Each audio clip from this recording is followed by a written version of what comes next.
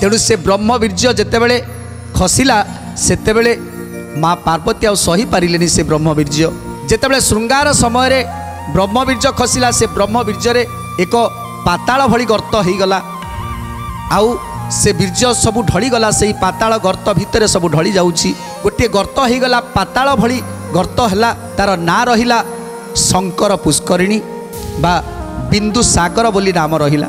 सुक मुनि बइले क सुन नरपति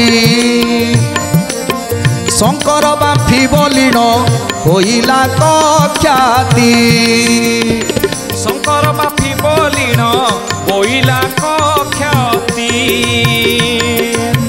शंकर बाफी बोलिन होइला ख्याति बिंदु सागर नाम रे होइछि विदित महापातक की पातक जही रे विध्वस्त गोविंद माधव कृष्ण श्री मधुसूदन गोविंद माधव कृष्ण श्री मधुसूदन। तेणु आज से ब्रह्मवीर्य जोटी पड़ा देवदेव महादेवकर बिंदु स्खलित है जो जगार तेणु तार नाम है बांफी शंकर बांफी अबा ताकू बिंदु सागर बोली नामित करागला। तेणु से बिंदु सागर इति पुण्यमय क्षेत्र जे से बिंदु सागर रे जाई बसिब ध्यान करिब स्नान करिब तार जन्म जन्मर पातक क्षय हो।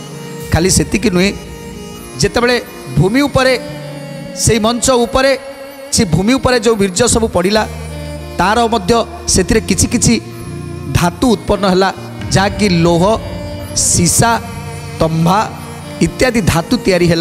कौन कहते आज कवि थोकाए कबीर्य मंच पुरे रहिला लोह सीसा कांचन आदि चारि वर्ण हेला गोविंद माधव कृष्ण श्री मधुसूदन गोविंद माधव कृष्ण श्री मधुसूदन।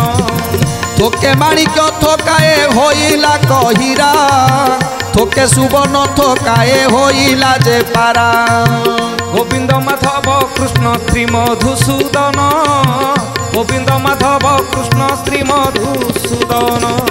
थोकाए होइला तंबा थोकाए करप्य थोकाए खपर हेला ए सन स्वरूप गोविंद माधव कृष्ण श्री मधुसूदन गोविंद माधव कृष्ण श्री मधुसूदन।